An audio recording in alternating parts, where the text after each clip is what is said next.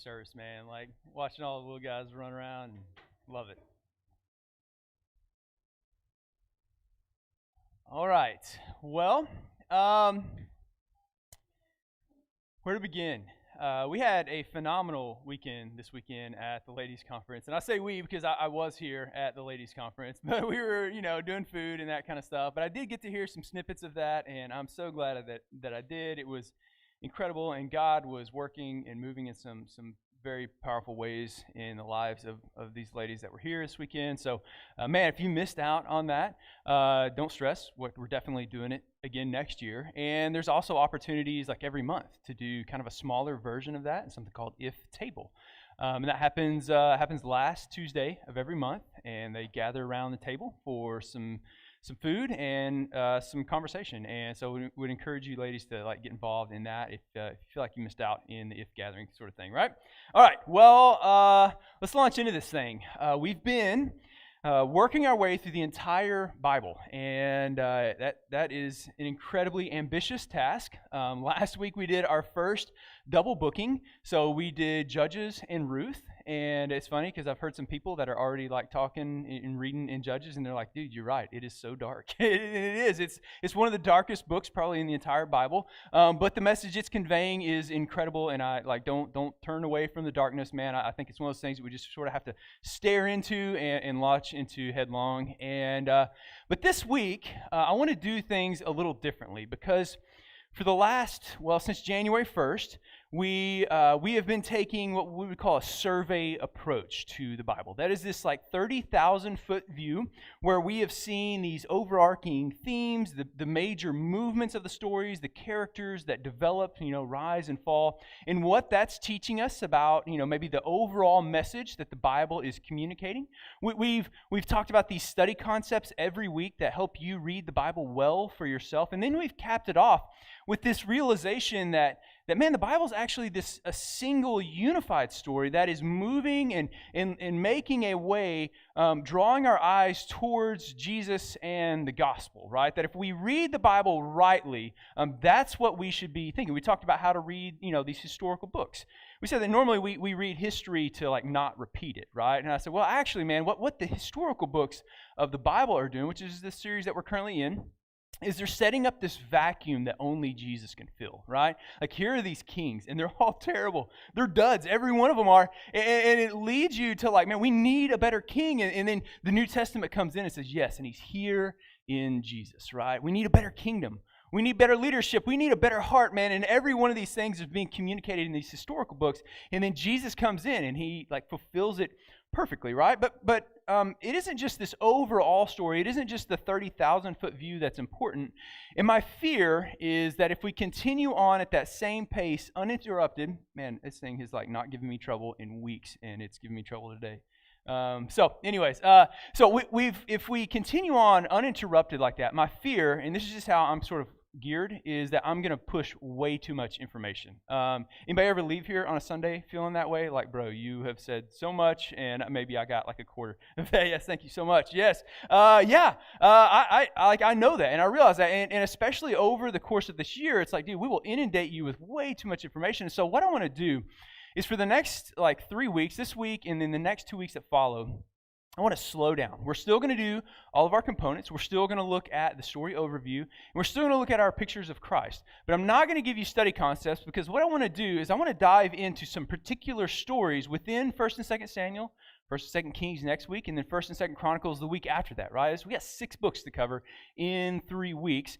And man, I think we've shown how we can take some really good things from that 30,000-foot view, but I want to dive in and see, well, here's how the story overview works. This is what you're supposed to do with the story overview that I've been giving you every week. Here are these study concepts that I've taught you and that we've worked through, and maybe even some of them that we just mentioned in passing, and see if you can pick those out, because I've employed all of those study concepts and how we've put together these lessons. And so really it's kind of a practical case study in what we've been working through as we dive in over the next few weeks, because it isn't just this overarching story. Every book of the Bible is filled with these amazing stories that make it what it is. And I want to dive in and see some of the very practical life application truths in each of these books. You guys good with that? We're still doing the same thing, but we're taking a little bit of a sidebar from it, right? All right, here we go. So we're going to start and very quickly work through our story overview. And this week, we are in 1st and 2nd Samuel, right? And originally, it was called Shemuel Alpha and Shemuel Bet, right? And you guys are like, what in the world, right? But it was originally just one book. Alpha is the first letter of the Hebrew alphabet, and Bet is the second letter of the Hebrew alphabet. And what they did was they split it into two different scrolls because of the scroll length, right? The book of Samuel was originally split because of the scrolling. And really, it's just like, dude, there was so much material that they couldn't wrap it up in one like traditionally sized scrolls, and so it's only one book. And in the split where they cut it from 1st to 2nd Samuel, same thing for Kings and same thing for Chronicles, was fairly arbitrary. They picked a point in the middle and said, that's an important event, right? And so for 1st and 2nd Samuel, it's the death and burial of Saul. And so they're like, that's a pretty good one. It's near the center. We'll slice that scroll there, and we'll start Shemuel Bet, right? That's where we've come by 1st and 2nd Samuel. But what you need to know is that doesn't change the way that we read it, right? They're not two different books. They're not trying to communicate two different things. Actually, they're one massive work, and both of them work together to tell one story. And so I'm just going to refer to it as Samuel and Kings and Chronicles because that's how they would have referred to it, right? That original audience, those original people. So Samuel is arranged around the lives of three main characters. You're going to meet three people as you guys in your Bible reading plan as y'all come into 1st and 2nd Samuel. You're going to meet three main characters. You're going to meet Samuel, you're going to meet Saul, you're going to meet David. And overall, it's telling the story of the establishment of Israel as a kingdom, right? Israel's monarchy. And so Samuel comes at the end of the Judges, and we met the Judges last week, right? And were they like a positive crew, or are they pretty negative? They're pretty negative. Yeah, you're right. They're a pretty rowdy lot, and that story just gets worse and worse and worse over the course of the book of Judges. And then we meet Samuel, who's said to be like one of these judges, but he's also kind of a priest. And what we're going to really see is the life and ministry of Samuel is covered from the very first verse to 1 Samuel 25:1, and we're going to see his death even this morning. And it sees the establishment of the role of prophet. Because I got this question even this morning, like what was up with the judge? What were the judges, right? And they weren't like arbiters, like law arbitrators, they didn't do that. Don't think black robe. Most of them were thugs that lived up in the hills that they needed somebody to come and smash some kneecaps. They would go and find these guys, right? Because they were willing. And like I said, they were a pretty rowdy bunch.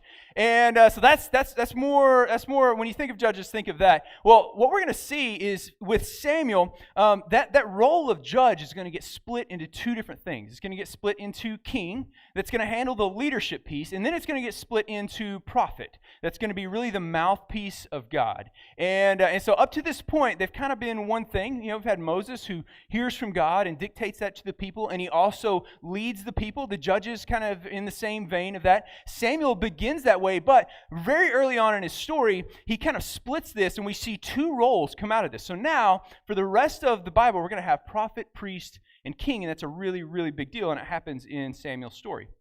The second section of Samuel is about the life and reign of Saul. It's covered from these verses that I have listed there, and it sees the establishment of Israel's monarchy. Now, Israel was supposed to be a theocracy. Anybody know what a theocracy is? You can talk in church, totally. What is a theocracy? Ruled by God. Yeah, absolutely, right? That God was supposed to be their king, and God was responsible for the leadership, and as long as they submitted to God and His rule, like everything was going to work out, right? And how have they done up to this point with being a theocracy? Very poorly. They've not handled that very well. And the book of Judges actually ends with this frightening statement. It says, in those days there was no king in Israel, and every man did what was right in his own eyes, right? And this is what it leads to. By the end of the book of Judges, it is so dark that I couldn't even cover it in the format that we've been talking through without it seeming kind of gratuitous, right? It's just because it's so terrible by the time you get to the end of the book. That's what it leads to.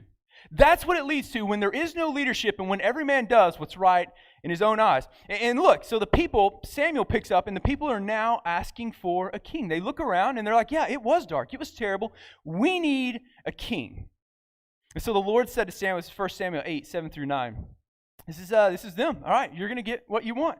The Lord said to Samuel, listen to the voice of the people in regard to all that they say to you, for they have not rejected you, but they have rejected me from being king over them. like all the deeds which they had done since the day I brought them up from Egypt, even to this day, in that they have forsaken me and they have served other gods, so they are doing to you also. Now listen to their voice, however, you shall solemnly warn them and tell them the procedure of the king who will reign over them. And like God's like, you're about to get what you want, and what you want is going to take your sons into battle. What you want is actually going to take a large portion of your crops from you and is going to tax you to like the literal death. What you want is going to lead you into war. What you want isn't exactly what you think you want, right? And Saul's story shows us this because Saul is like the people's man. He's like the ideal, like I think of like the Bachelor, right? Like 6'4", chiseled jawline, and like in the eyes of everybody else, like he's the guy. And so God, when he leads Samuel to go pick out this first king, he's like, I'm going to lead you to the guy that the people would want, right? It's like a casting for the Bachelor, and God's like, this is the guy. This is the one that they're going. He's played well with focus groups, and he's going to do amazing with the people of Israel. And so God leads him to Saul, and he's like, he's the dude. He's a warlord. He's powerful. He's everything that the people wanted. And his story like quickly goes off the rails. It doesn't lead anywhere good because the people had judged Saul on his outward appearance, not on his ability to submit to God. Because a theocracy was always God's plan. For God to be the king and for us to submit and rule underneath him as these like co-regents. And so as long as the king submits to God and rules as sort of an extension of God's reign and rule on the earth, then like things go well. But here's what it looks like when the king doesn't do that. And that's what Saul's story is all about. And then we meet David, right? In this section, the third section of the book, we see the life and reign of David. And it's captured in those verses that I have listed there. And it shows what is possible when Israel's king rules as an extension of God's leadership. Now, David's story doesn't actually end at the end of 2 Samuel. I think it's like 1 Kings chapter 2 when David's story finally ends. But man, you see what's possible. He unifies the kingdom. They expand the nation of Israel bigger than it's ever been before up to this point. He does some amazing things. He establishes kind of the capital city there in Jerusalem. He prepares the way to like put together this amazing temple of God. And God says, "No, you're not going to be the one that builds it, but you can prepare for it." And he does, and he's got it all like ready to go. David does some amazing things, and it's really just to show us, man, what it looks like as we rule and reign over God's creation as an extension of God's leadership and in submission to God. And so, if you're paying attention, you probably noticed, if you look in your notes, there's a little bit of overlap. And this is different than anything that I've done before because I've really clean cut sections. Wrong picture. The one before that should be. Yeah, there you go. Yeah. Because this is what it looks like if you take the story overview. You have these three like character arcs. And there's some overlap. Yeah, you can show the next one now, I guess. I don't know why I didn't just put one picture up there. You have these areas of overlap on there. There's moments where both Samuel, Saul, and David's story overlap. Dude, it's complicated. It's dramatic. There's infighting. There's some crazy stuff that goes on. And then there's parts of the story where just David and Saul's story overlap, and that's dramatic by its own right. It's some heavy like theological stuff that's happening in those sections, right? So that's kind of what the picture of this like story overview looks like. And it's going to be important. I'm going to show you how we're going to use that today when we dive in. You guys doing all right? You guys doing okay? All right, I told you we were like, that's it. That's all you're getting for story overview for 1 and 2 Samuel. So we're going to quickly move on to our picture of Christ in the gospel. Jesus is pictured as the future king, right? He's pictured in the negative actions of King Saul that makes our hearts ache for a better king. And he's pictured in the positive actions of David as like, man, this is what it can look like as God is coming to rule. And he's pictured as this king who will inaugurate God's kingdom and fully like unify God's people. I mean, it leaves our heart like searching for one who can complete the task that was left undone by even Israel's greatest king. And that's the picture that we see over and over again throughout this section. All right, you guys good? All right, so that's like the breadth of everything we've covered every other week, right? We've made it take way longer than that. It's been like, I don't know, like 6 minutes. All right. So I know that was a lot, and I threw a lot at you, but I wanted to get that out of the way because I wanted to dive into a particular story. So if you have your Bibles, turn to 1 Samuel chapter 25. 1 Samuel 25. We're going to get started there in just a second. The story that we're going to talk about today has to do a lot with conflict. And I want to be careful when I talk about conflict because for a lot of you, the second I said conflict, you thought conflict with another person, right? But let's go back to 8th grade literature where we weren't paying attention. Is that the only type of conflict that we see? What's another type of conflict? We have man versus man. What's something else?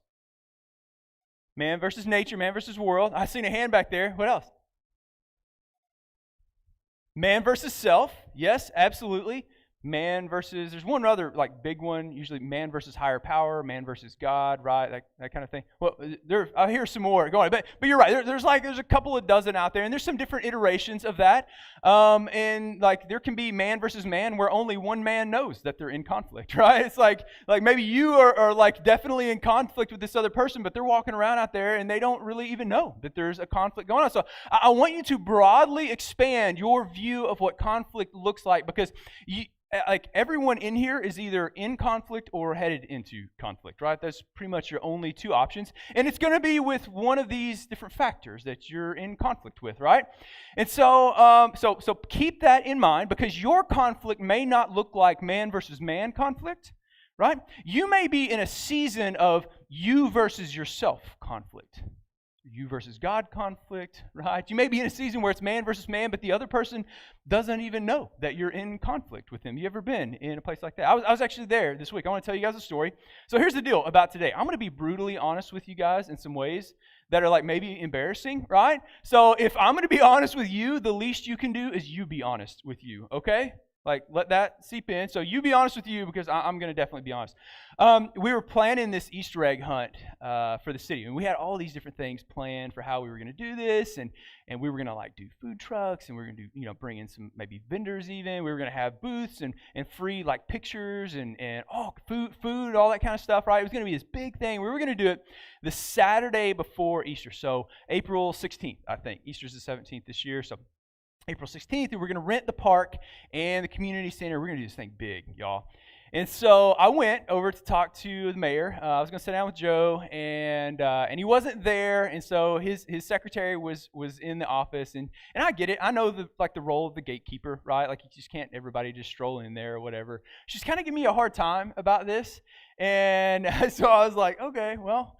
This is what we're doing. I said, yeah, I need the forms to fill out because there's two separate processes. You can rent the thing, but city council actually has to vote to give you the park.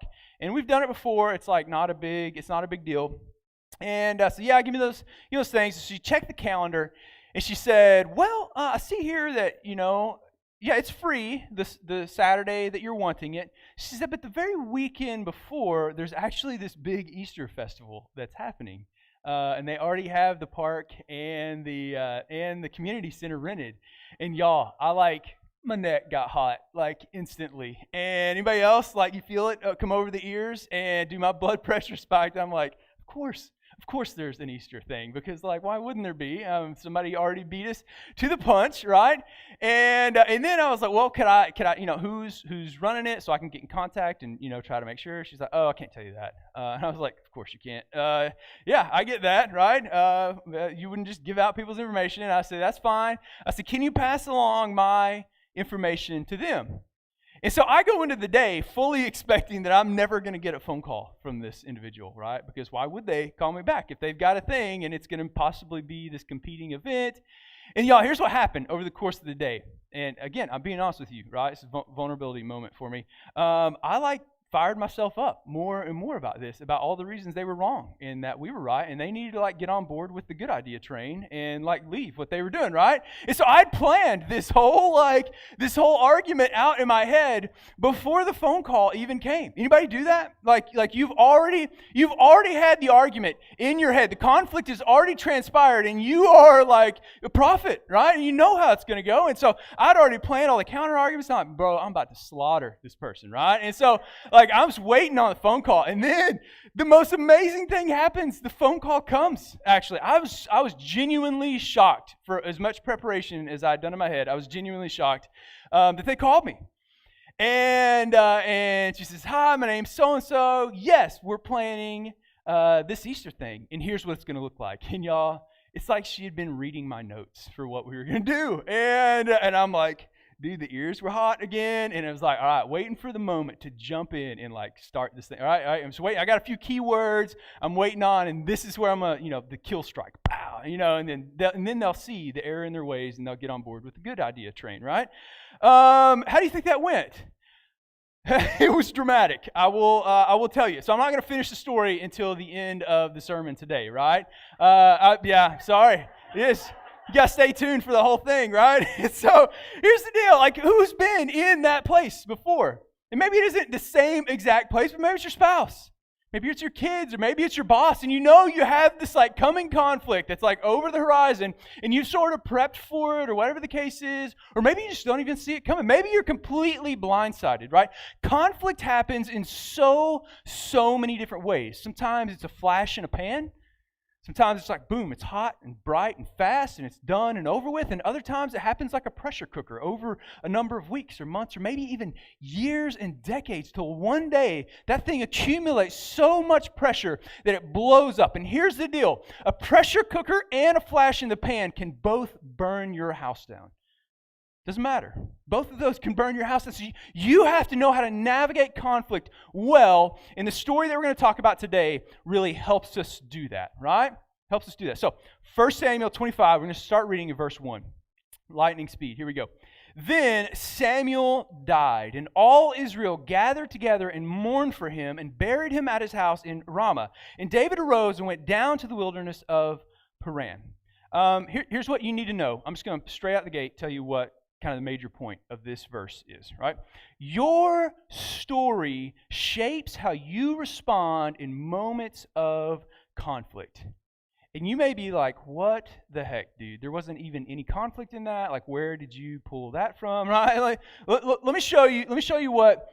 Let me show you. Let's go back to our next picture here. So I think I got another picture. Man, I did good putting pictures in this week, y'all. If you've been around for a little bit, you know that like there are so many times that I'm like, oh, I got this awesome picture, and then it's like I totally forgot to put it in. So I'm like 3 for 3 today, man. All right, our story is coming right here at this sort of interchange, right? It is dramatic. There is a lot of movement. There are characters changing power. This is coming at a very dramatic time in Israel's history. And here's what we need to know. This is how we use our story overview, right? Because currently, who's king? Saul's king, right?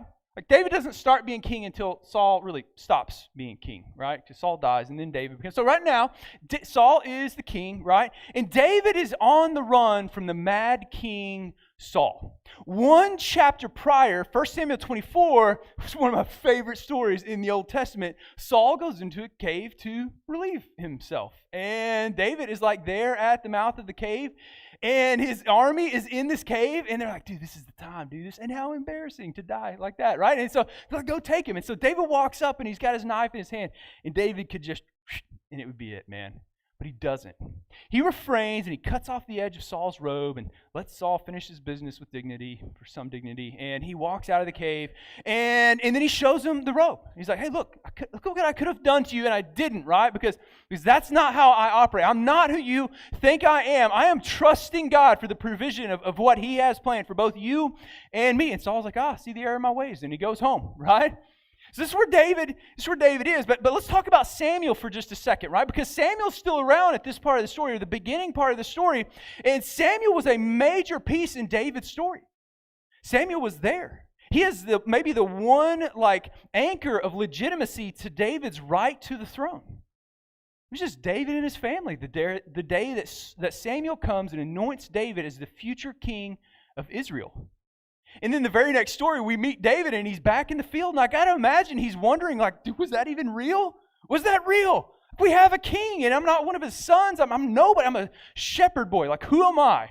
Right? And then, the next story, he finds himself on the battlefield. So he's a little bit closer.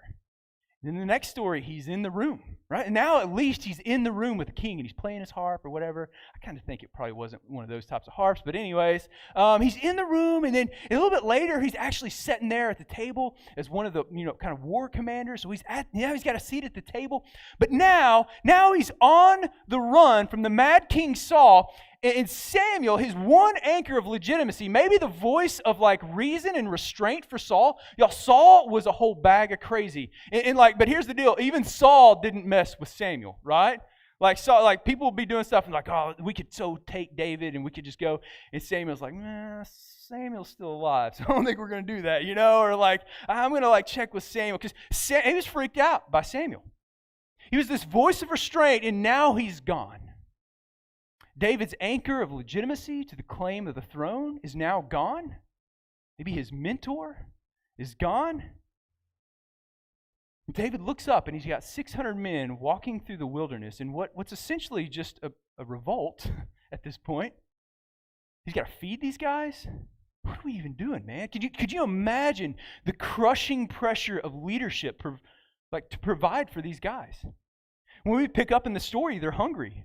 Right, 600 guys. Like, what do you don't? There's not a golden corral out there. You can't go feed 600 guys, right? Like that's a big undertaking. And how am I going to provide for these guys? And what's the end of this road look like? Because right now it looks like the people really kind of love Saul, and they don't much care for me. And it's like it's not going well. Can we just stop for a second and realize the vulnerability that David would have been feeling? His advocate is gone. In charge, the weight of leadership pressing in on him, right? I imagine the giant slayer was probably facing fears like he had never experienced before in the wake of the death of Samuel. And this is a major shift in David's story. And it's in this shift and the resultant emotions that are going to drive David into a conflict, right? The very same conflict, in fact, that he just like walked in victory over. This very same test that he just passed with Saul, he's about to possibly fail. Because our story shapes the way that we engage in conflict. Right? Let's just start really easy. Some of you guys have lost people. Some of you have lost your Samuel, Maybe it was your mom or your dad or any loss, it changes us, right? Changes the way that we engage in conflict. Maybe we pull our punches. Maybe we evade conflict because maybe that relationship ended in conflict. And it's like, dude, I don't ever want that to be the case. And so we never engage in conflict. And what we're going to see today is actually conflict can be a really healthy thing. Dude, how terrible is that it shapes us that way? Sometimes it is those dramatic things, right? And maybe it's the loss of someone close. Maybe it's childhood trauma. Maybe it's past patterns of abuse. Maybe it's addiction. But it isn't always those things. Our story is more than those major things. Our story is also made of 1,000 little things. It's poor diet and exercise. Anybody got good sleep patterns in here? Anybody? Come on, raise them up. Who's crushing it with full 8 every night? Yeah. Oh, good. Noel, man. Way to go, girl. That's so good. Yeah, that is awesome. And you see what your future looks like, though, right? So, yeah, man. And it's like inappropriate stress management techniques. Anybody?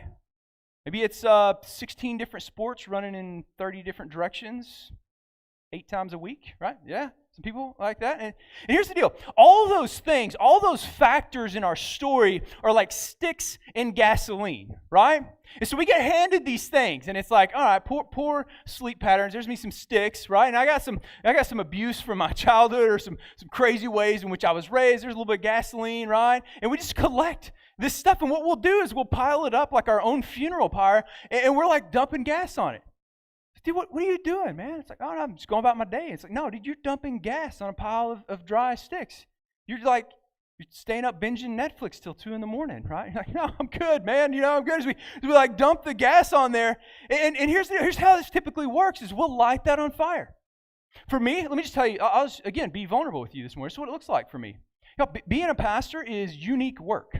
I love it. So don't hear this next part is that I don't love my job, because I love my job. But let me give you like a typical, like a potential day for me, right? So we'll start our day with this is that you get in and you've gotten a phone call from somebody the night before, and you come in and you meet them, and dude, maybe their life has fallen apart, or maybe they've been caught with pornography or in some sort of addiction or some sort of thing again, and maybe their wife is ready to, cut them out, or maybe they quit their job, or maybe they've been fired from their job. Maybe it's some financial stressor and they don't know what to do with this thing. And so you deal with this, right? And it's out of the blue. It's not, right? And so you spend an hour with this person. And just go on the journey with me, right? And you're there and you have to be with them on that level. You have to be there in that place with them, helping them through this like incredible crisis in their life. And then that in 10 minutes you've got a couple walking through your door and their marriage is a dumpster fire and you're about to have to deal with that, right? And so you finish up with this individual, and then before you even get into that, you get a phone call from this other couple who's been trying to have kids for like 4 years and they're pregnant. Yay! Like we're so excited and we're up and like things are great and dude, we have to celebrate. And then it's like, all right guys, I'll holler at y'all later. All right, bring your dumpster fire in, right? And then you sit down, and it's like, again, I'm not like complaining. I love my job. This is like, those are the things that I do this job for, because man, I want to walk with people through those things. But here's what happens. It's like that sticks in gasoline. And the problem is, actually the sticks in gasoline is the lack of rest. So I'll go and I'll realize it's been like, 15, 16, 17 days since the last time that I took more than like 12 hours away from that cycle, right? That's me.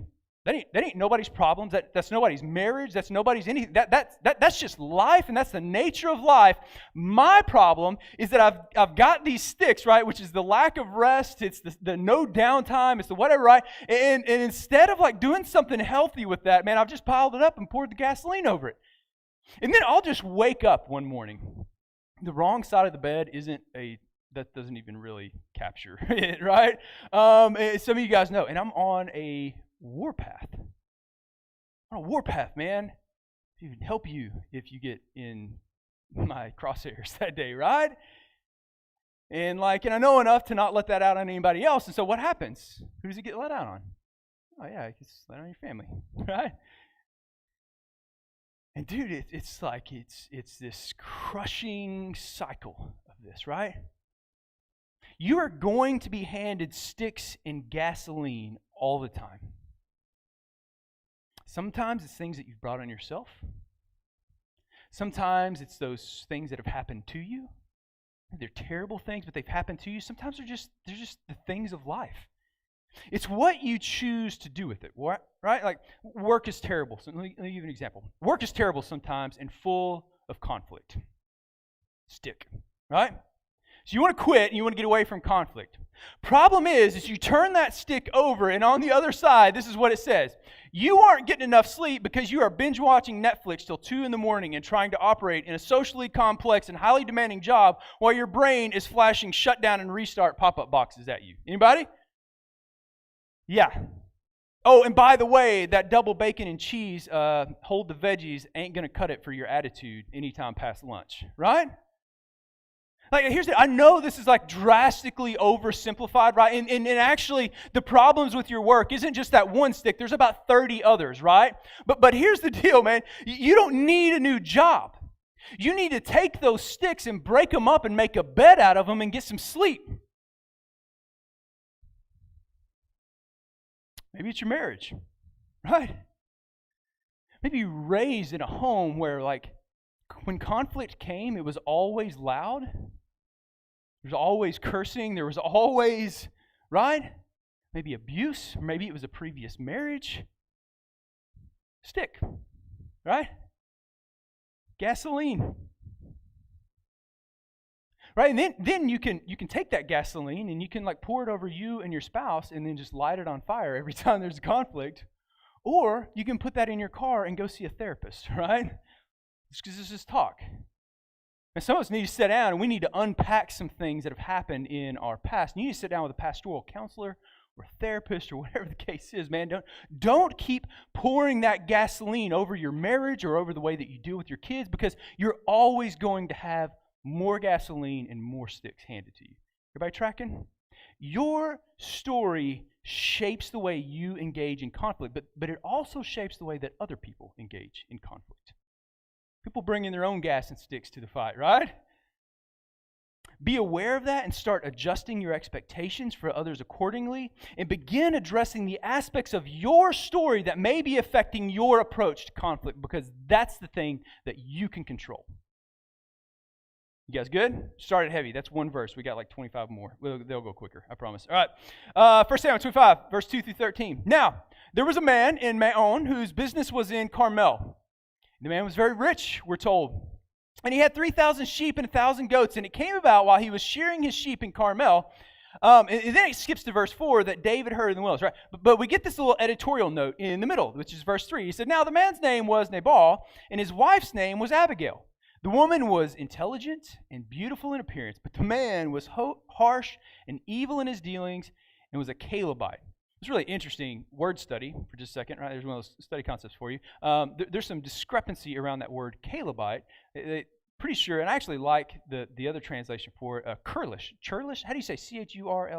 You may have heard that word before? Churlish? It means dog-like, right? And the translation of these two words are like very similar. So you have different translations. Some of your Bible will have like Churlish or Churlish, and some of your translations will have Calebite there. And there's two different things. But anyways, it means dog-like, right? It's just like an ogre of a man, right? Now, David heard that he was in the wilderness, right? While he was in the wilderness, him and his army that are off here, that Nabal was shearing his sheep. So David sent 10 young men, and David said to the young men, go up to Carmel, visit Nabal, and greet him in my name. And here's what you're going to say to him, right? Because I know a little bit about him, and so I want you to come, and I want you to be incredibly respectful, right? I want you to tell him, say, have a long life. Peace be to you, and peace be to your house, and peace be to all that you have. Now, I have heard that your shearers, now your shepherds, have been with us. We have not insulted them, nor have they missed anything all the days they were in Carmel, because David's army was there kind of on the outskirts of Carmel. So he was there where the sheep shearing and all that stuff was happening, right? So just ask your young men, and they're going to tell you, they're going to confirm what we've said. And we'll talk about this here in just a second, right? Therefore, let my young men find favor in your eyes, for we have come on a festive day. Now, sheep shearing, that was like harvest day. Right? They've worked. They've tended these sheep, they not just for meat, but for their wool and stuff. And so they would get together, and they would actually invite. So Nabal was a pretty big farm, so he would invite other like small family farm, mom and pa organizations in, right? And they would have these big parties, and they would shear their sheep together, and they would drink, and they would eat and feast, and man, it was a big celebration, because literally with every sheep you just watched your profits grow, right? And they just stacked up. And so David's like finding him at this time where people are inclined to be more generous, and he said, hey, give us some food. We need something, right? Whatever you find at your hand, right? Like send it to David, right? And when David's young men came, they spoke to Nabal according to all these words in David's name. Then they waited. Now I gotta imagine, man, he probably like, I don't know. It doesn't go well, right? But Nabal answered David's servants and said, who's David? Right? Who's David? Who's the son of Jesse? I don't know you. Right? There are many servants today who each breaking away from his master. Shall I then take my bread and my water and my meat that I have slaughtered for my shearers and give it to men whose origin I don't know? I don't know you guys. Why should I be dedicated to your cause? You're a rabble-rouser, and you're leading a rebellion in my peaceful country. Get out of here. So David's young men retraced away, and they went and they told David, right? David says, get your swords. So each man girded on a sword, and David also girded on his sword. And about 400 men. David wasn't playing, y'all. He went up behind David, while 200 stayed with the baggage. I don't know why, but I just picture an airport luggage scene and all these like dudes standing around. But anyways, all right. Here's what we need to know about this. This section is about the precipitating event and the role that the heart plays in conflict. The precipitating event is the spark that are going to ignite the fires of conflict, right? And they're inevitable. It's the person who backs into your car at the parking lot. It's the careless word from a coworker at the worst possible time, because they always come at the worst possible time, right? It's the perfectly thrown dagger from a spouse or a close friend or a family member that can hurt you in ways that only someone close to you can hurt you, right? Sometimes those things are completely unavoidable. It's a financial crisis. Something breaks. Something always breaks, man. If you own a home, like, dude, something always breaks, right? Water heater, those things seem to go out like every other year.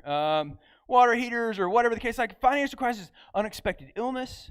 Maybe it's even some bigger thing like a national crisis. I don't know, knocking on the door of World War III or a global pandemic. And here's the deal. The determining factor of how deadly the resultant fire will be is the condition of the heart. Is it soaked in gasoline and dry sticks, or has it been doused in water? And so let's look back at our two characters. And David trusted God for the provision of the kingship, right, of the monarchy. One chapter before, David is faced with this choice to take the kingdom by force, kind of force God's hand and end the king's life, and he could have been king. He had enough men at his back. He had enough support within the people. He probably could have done it. And his men knew that, but he didn't do it. But his story has changed. Samuel is gone. That anchor point, that person that he counted, is gone. And he looks around and he realizes he's got 600 men to feed. Y'all, we have to keep this thing going. The momentum has to keep going, because if I let it die right now, this is the worst possible moment, right? This is the worst time for me to fall apart and fail as a leader right after Samuel has gone. And so David is inclined to look what he says. Look what he says. He isn't innocent in this. David says, now, I have heard that you have shearers. Now, your shepherds have been with us, and we have not insulted them. That isn't that Nabal's men were with David's army. It's that David's army was camped around Nabal's men there in Carmel. And what happens when an unfriendly army comes into territory and needs to eat? Do you know what they did? They didn't go to Costco. That's not how that worked, right? They would raid the fields of the people. David says, we ain't done that, man. In fact, we've been a wall of protection for your men. Ask them, right? But see if you can pick up sort of the veiled mafia threat here, right? Ask your men and tell them. And they're going to tell you that we've been there protecting them. So therefore, let my young men find favor in your eyes, for we have come on a festive day, right? The least you could do is return the favor, because I don't know if I can convince all these guys to not raid your fields if you don't go ahead and give some willingly. This is veiled mafia threat, and David is ready to take matters into his own hands because his story has changed a little bit. Look, listen to this. God is going to provide for David and his men, and he's even going to do it through Nabal. He's even going to do it through Nabal, right? But killing a bunch of people to get it, that's optional. What about Nabal? Again, imagine some ogre of a man, probably rich, crude, snobby, harsh, and I imagine a bit of a womanizer. On top of that, we get this really interesting detail in 1 Samuel 15. Saul erected a statue of himself there in Carmel. There where Nabal's business was. The center of his operation is that Saul had erected a statue. Now you don't erect a statue of yourself in some place that people hate you, right? Because, bro, they're going to cut that thing down and make farming equipment out of it the second you leave town, right? Especially some rich, snobby dude like Nabal, right? You do that. Here's the deal, man. Nabal was probably a Saul sympathizer, and why wouldn't he be? The problem is we get this God's, sort of overarching, God view of the story, but think about it from Nabal's perspective. Saul is the legitimate king of Israel by all rights. He was first. He was the people's choice at that, man. He's big and tall and beautiful, bachelor-looking dude, right? He's led Israel in some victories. Why would who is David? Who's the son of Jesse? I don't know you. I don't know your cause. Get out of here. You're just causing problems. The problem is that we're going to meet Nabal's wife, Abigail, here in just a few sentences. She's privy to the same exact information that Nabal is, but she's come to a different conclusion. She sees David and she says, no, this is the king. This is God's chosen man, right? And also, man, here's the deal. It's because of his such an incredibly negative character, he's inclined to see everything else negatively. Do you know anyone like that? Right? Dude, people that have such negativity or such, their story is so hard in their every new person they meet is with skepticism. They meet with sort of a negative intention, or no, this person's out to get me, or something like that. And so, man, they're just constantly dumping the gas and the sticks on the fire, expecting for there to be a spark. And here's the deal, man. If you know those people, then you know that if there isn't a spark for long enough, they'll make one, right? They'll manufacture some conflict in their life. So was David's heart right? No. Taking provision by force was never God's intention for David. Was Nabal's heart right? No. Like I said, we're going to meet Abigail, and she had the same exact information about David, and she had come to the correct conclusion about that. Here's what I think we need to see from this. When our heart is centered on self, our conflict will always be destructive instead of constructive. That is to say, when my heart is set on my will be done over thy will be done, we will always use violence to win at any cost. Listen so closely. We no longer care about a mutually beneficial and God-honoring result from conflict. All we care about is extracting victory by causing as much damage as necessary to the other party. Married couples in here, you know exactly what I'm talking about. You know that point in the argument when you stop arguing to bring resolution and you start like using words or silence or distance or intimidation or threats or what I like to call the nuclear option, and we all have those, right? Criticisms from the past that are guaranteed to end a fight. And sure, you may be talking about the original argument, right? But it's just turned into a scorched earth campaign. And here's the idea. If I can't win, then you dang sure are going to lose. Dude, they are rowdy back there. If I can't win, then I'm going to ensure that you lose. Men, gird up your sword. We're going for blood. That's what it turns to every single time. Let's go back to my story I opened up with. Man, I was seriously torqued off because it was stepping on plans that I had like arbitrarily put together, right? I didn't even care to really hear anybody out. I'd already made up my mind that like what I wanted in the way I had planned things, in the way that we were going to do business was like going to be the way that it was going to be the best way, right? Because I planned it, right? I was on a mission just to change people's minds and help them get on the program. Get with the program, my program, right? But dude, that's what I was ready for. And so when the conversation came, was I inclined to work towards a mutually beneficial thing or was no? And so what did I do, man? Tone of my voice changed like that. Before I even knew it. Tone of my voice had changed. The cadence of my speech changed. Dude, we are so subtle. We are so good at taking our swords and extracting damage on the other party. I don't care anything about it, man. So long as we are seeking my will be done over thy will be done, we will always gird up our swords. Let's read on. 1 Samuel 25, 14 through 31. But one of the young men told Abigail, Nabal's wife, saying, "Behold, David sent messengers from the wilderness to greet our master." And he scorned them. I can just imagine this young guy that's lived on the farm his entire life, and it's like, dude, David sent some guys. You know, he runs to Abigail. He's like, this is not going to turn out well. David has sent some guys, and you can guess how that went with old Nabal, right? Yet the men, they were very good to us. And we were not insulted, nor did we miss anything as long as we went about with them while we were in the fields. They were a wall to us, both by night and by day, all the time we were with them tending the sheep. They took care of us. Now, therefore, know and consider what you should do, right? I think you need to step in with this because Nabal has just left it to be, right? And it's about to come to his ruin. For evil is plotted against our master and against all his household. He is such a worthless man that no one can speak to him. You know anybody like that? Like when their mind is made up, right? You know, I got the good idea train running, and like you can get run over by it or you can get on it, right? And it's like, and who's gonna talk you off of that?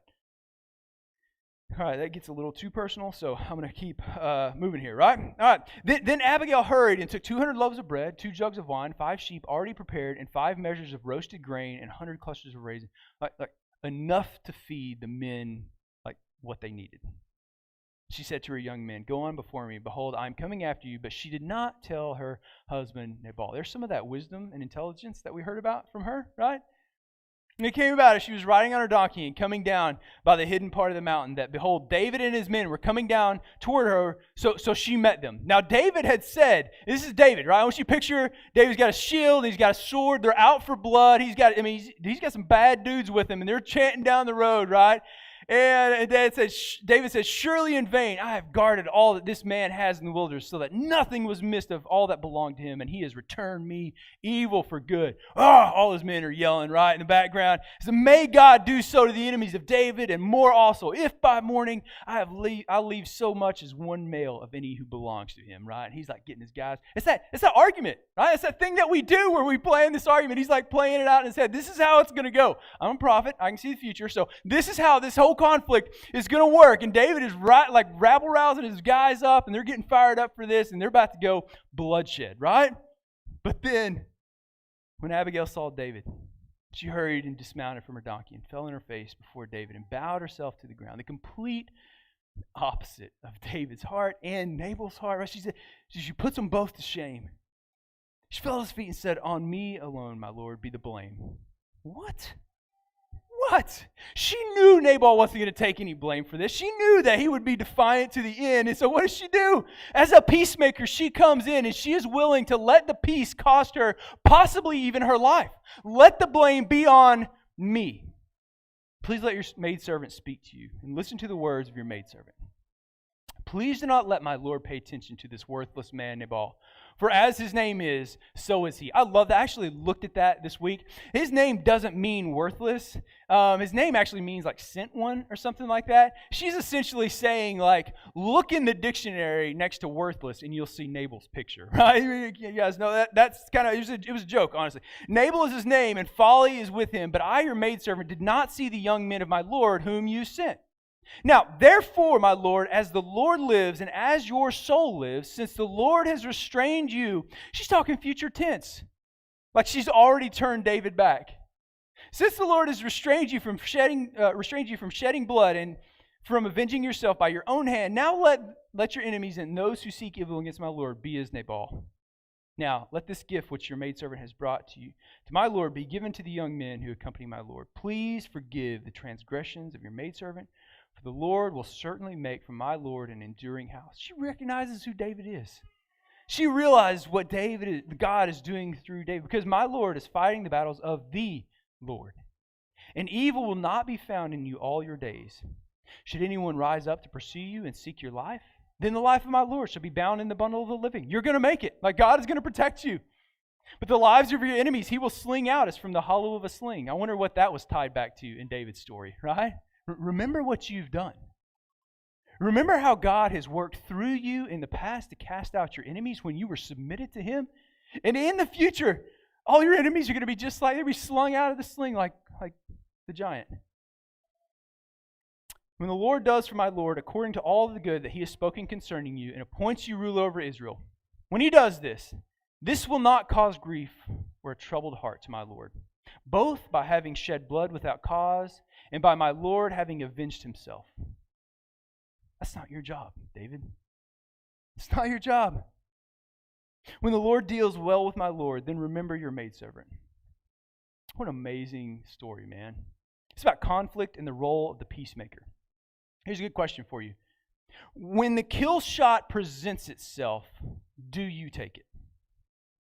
That's what this is, right? You realize this. The best thing from Nabal's house just come out and met David with everything he was asking for. He could have took her and the food and went and killed Nabal, right? Like he could have done that and like gotten everything that he wanted. It was the kill shot.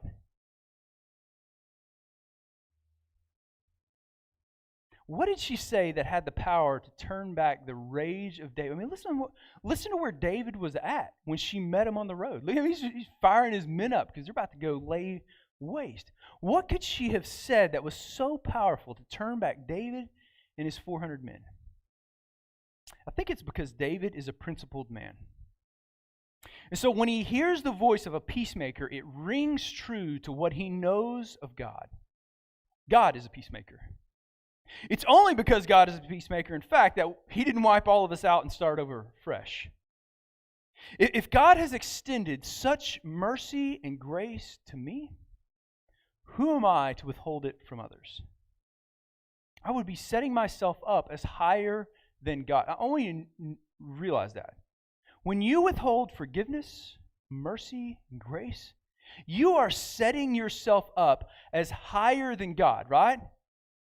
Because you'd be saying that the other person has transgressed me greater than they have an infinitely holy God. What does it say about my faith in God's ability to provide for me and my men? Right? I know this. I just passed that test, right? How could I fail? Well, his story changed. New elements came into that. New stressors, new seasons of life. It changed the way he responded in conflict. And God is like teaching him this lesson. The voice of Abigail rings true. Don't do it, David. Don't, right? Don't put this on your conscience. He's a fool. But this isn't what you want hanging over your head when you ascend to the throne. You've abstained from taking the throne by force so far. Don't let this tarnish what God is going to do through you as our king. She brings up the principle of vengeance that David has like recited to his own men multiple times, right? Remember, David, vengeance is mine, saith the Lord, right? It's not yours to take. And because David was a principled man and knew these principles, when they rang true, when they came out of the mouth of a peacemaker, they rang true in David's ears and were enough to turn him back from making a grievous mistake. You know the imperative of all this? You have to know the principles of God's character and the life He has called His followers to live for this to work for you. You have to know those things. All right, let's stop talking person versus person conflict because there's plenty of you sitting in the seats this morning that have conflict within yourself. You've come to believe some things about you that are absolutely not true.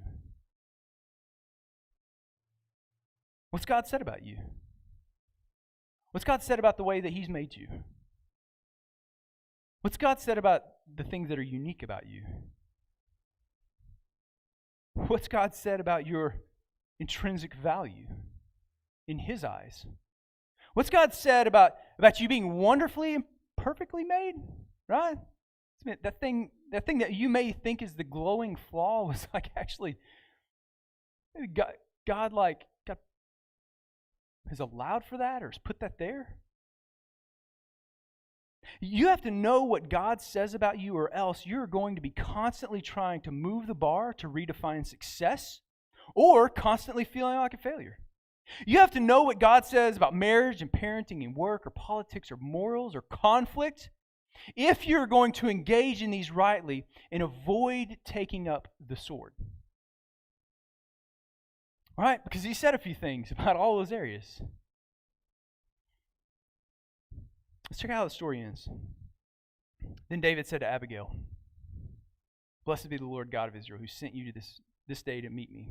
And blessed be your discernment, and blessed be you who have kept me this day from bloodshed and from avenging myself in my own hand." Dude, I'm turning back. You're right. You're right. Dude, what almost a major mistake I'd made. Nevertheless, as the Lord God of Israel lives, who has restrained me from harming you unless you had come quickly to meet me, surely there would not have been left to Nabal until the morning light as much as one male. It wouldn't have worked out. So David received from her hand what she had brought him and said to her, "Go up to your house in peace. See, I have listened to you and granted your request." Then Abigail came to Nabal, and behold, she knows. He's drunk. He was having a feast like the feast of a king, and Nabal's heart was merry within him, for he was very drunk. So she did not tell him anything at all until the morning light. There's that wisdom and intelligence of Abigail again, right? But in the morning, when the wine had gone out of Nabal, his wife told him these things, and his heart died within him, so that he became as a stone. Dude, Nabal had a widowmaker hanging around in there, right? And about 10 days later, the Lord struck Nabal, and he died. Check out this final sentence. It's verse 39. When David heard that Nabal was dead, he said, and this is David, after the fact, going back and reassessing this conflict. "Blessed be the Lord. Thank you, God, who has pleaded the cause of my reproach from the hand of Nabal and kept his servant back from evil. The Lord has also returned to the evil doing of Nabal on his own head." Then David sent a proposal to Abigail to take her as his wife. Let's talk about this. Let's talk about learning from conflict and the role of character. Did you notice? He goes back and he stops and he reassesses this in light of how God had worked. Do you know what the very next story in David's story is? Saul, his peace was short-lived, and he comes back out pursuing David again. And Saul comes up and he's zeroing in on David, and his men they've got the upper hand because they're watching Saul and them come in. And Saul and his forces, they make camp and they all go to sleep. And David takes one man, Abishai, and he goes down, and Saul is asleep at their feet. Saul's spear that he loved to throw around everywhere was right there at his head, and Abishai said, man, I could take that and I could end it. David has another chance. Listen to how it goes. So David and Abishai came to the people by night, and behold, Saul lay sleeping inside the circle of the camp with his spear stuck in the ground at his head, and Abner and the people were laying around him. Then Abishai said to David, today God has delivered your enemy into your hand. What? Now, therefore, please let me strike him with the spear to the ground with one stroke, and I will not strike him the second time. And look at what David says, man. But David said to Abishai, do not destroy him. For who can stretch out his hand against the Lord's anointed and be without guilt? David also said, as the Lord lives, surely the Lord will strike him, or his day will come that he dies, or he will go down into battle and perish. You think David got that? The Lord forbid that I should stretch out my hand against the Lord's anointed, but now please take the spear that is at his head and the jug of water and let us go. Y'all, David restrained his hand against Saul in the cave, but that was before David's story got really complicated with the death of Saul, right? Who's to say that after the death of Saul, David would have, given how he was inclined to act there with Nabal, who's to say it wouldn't have ended a lot differently that second go-around with Saul, right? Without the voice of an Abigail in his life, bringing David back to these principles of God and how he's supposed to live. Who's to say that David wouldn't have listened to Abishai? He was there as one of his advisors, let's do this. And who's to say, let's use our sanctified imagination a little bit, right? David's story being completely different right now. What would that have made? How would that have changed David's rule? How would it change David's kingdom? Let's say Abigail never came. Or let's say Abigail came and was yeah, he's a fool. And he's drunk, actually, right now, so take him out, right? And remember me. And David went and did it. And who's to stop him? Who's going to stop David? Nobody is the answer, right? And then that sets this tone for David. Then the very next story, who's to say that when he goes and finds Saul, that it doesn't go bad there? What's the tone for David's rule that sets? What's the tone for the way that David deals with the people in his kingdom?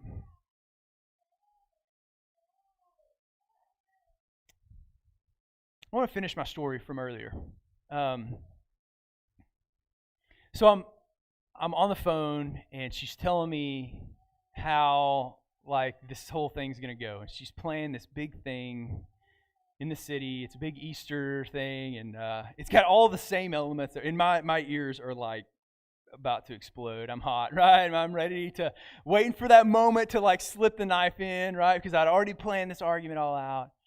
And she said, well, the craziest thing, she said, is, we don't have an Easter egg hunt, actually.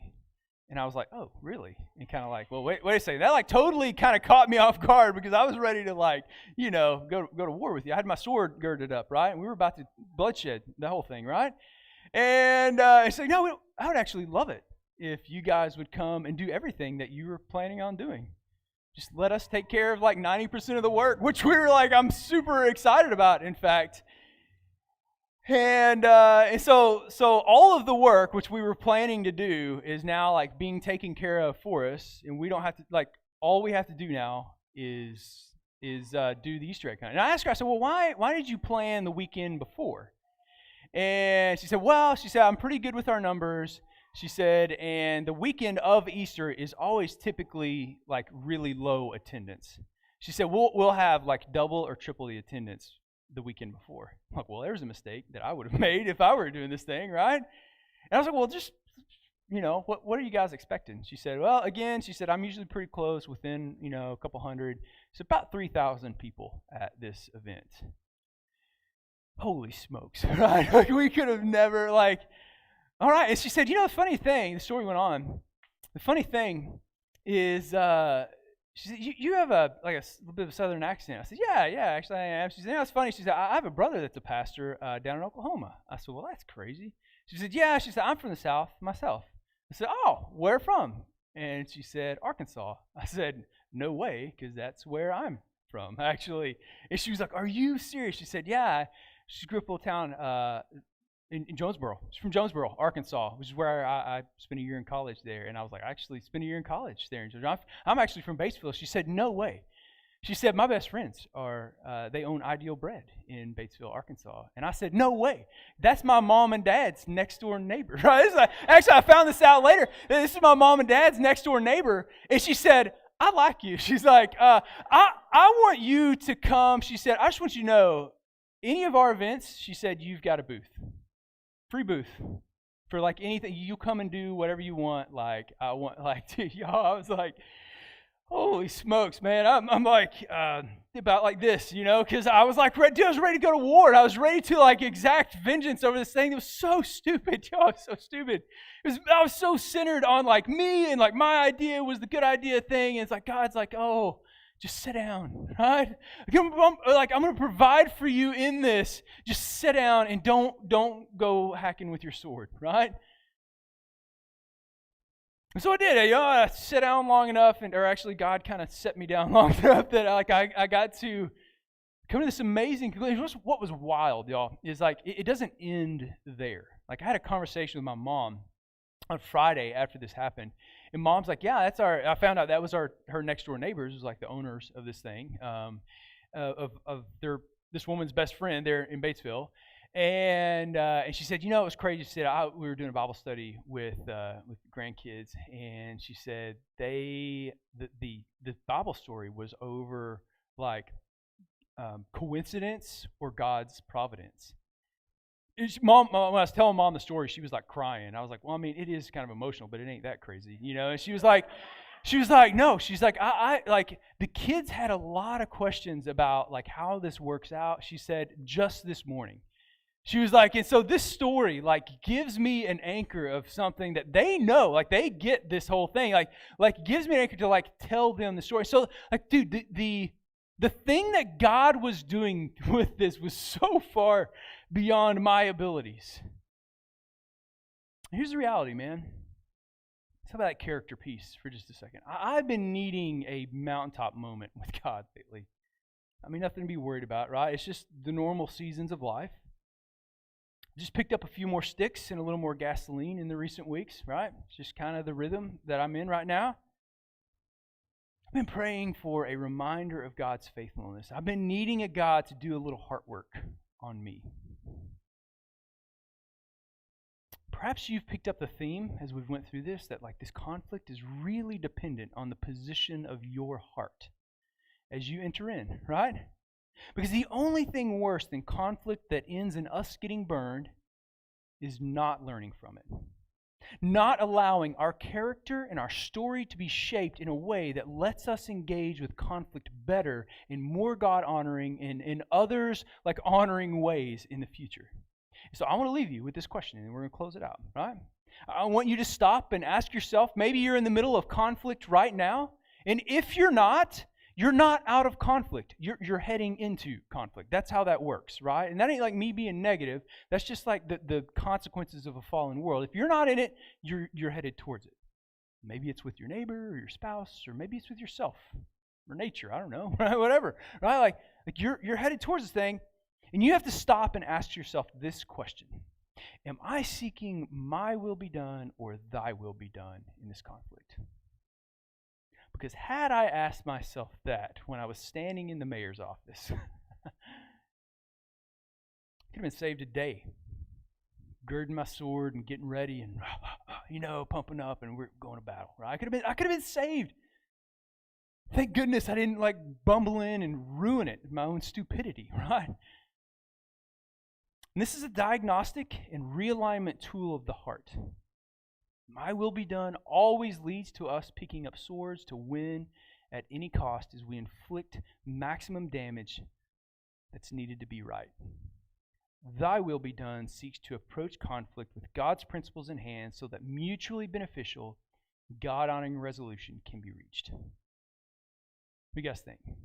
Conflict. 1 Samuel, good stuff, right? Dude, 1 Samuel, amazing. 2 Samuel, amazing books. It only gets better every week. So let me pray for you guys, and we'll be dismissed. God, we love you. Praise you. We just thank you for these good words over conflict, things that we are assured to face in this current season of life and this fallen world that we live in, God. And we just thank you for the hope that even the worst of conflict can be worked out for the good of your people, for our character formation. They can change our story. God, I pray for my own awareness of how my story has shaped me for conflict. I pray for our people to be aware of this, to let it help them give grace and mercy to others who have their own story, their own sticks and gasoline.